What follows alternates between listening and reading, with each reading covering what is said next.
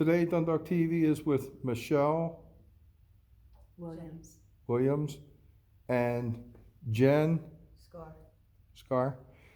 And both of these ladies have lost a loved one due to someone driving while the police believe that they were intoxicated or possibly under the influence of drugs.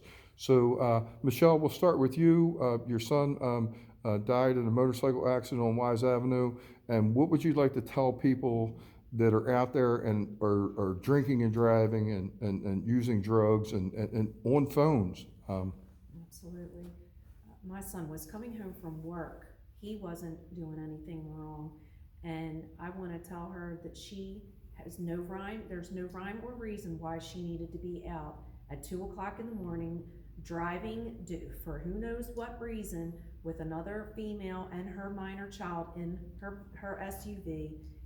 I don't even know why she was out at that time of the morning and what she took my son's right of way, and now all of our lives are changed because of it. All of us, family, friends, his children, and I want her to know that I'm really, really angry with her. Well, I'm very angry with anybody that's getting behind the wheel and driving because there's a potential for other things happening like this.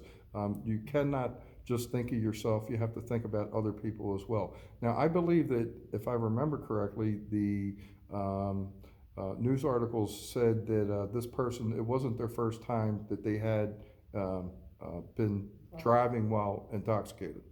Yes, and she also had just a year before a hit and run, and she only was caught because her car broke down as she was fleeing that scene. So there was actually multiple, if I remember correctly, was there not? She had multiple priors on that. Yes. And Jen, the person that killed your granddaughter, also had a lot of prior incidents as well, if I remember correctly. This is what we're being told, yes, and I feel that she needs to serve life in prison. I think the law needs to change because you're taking innocent lives, you're taking lives that haven't even really got to be started yet because you decide you want to get in the car drinking and driving. And the system needs to change because she's already been in trouble once. What do? You let her go for the second time? You let her go for the third time? I'm being told this is the fourth time.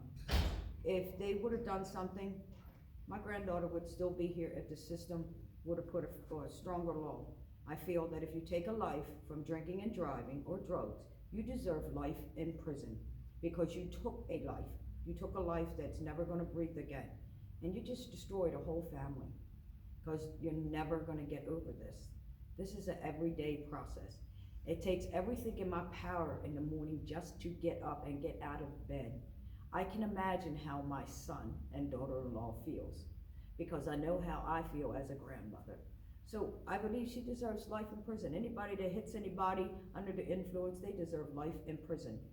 And that's the way it should be. That should be their punishment, life in prison.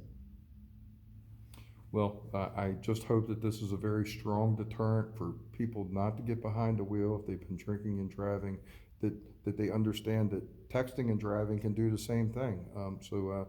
Distracted driving and also people are out there driving very chaotic. They need to drive safer on the streets. I see so many accidents happening, it breaks my heart.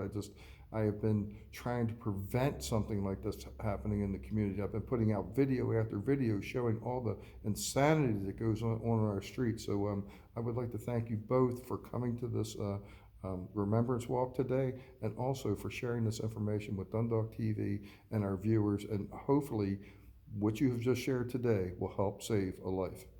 I hope so.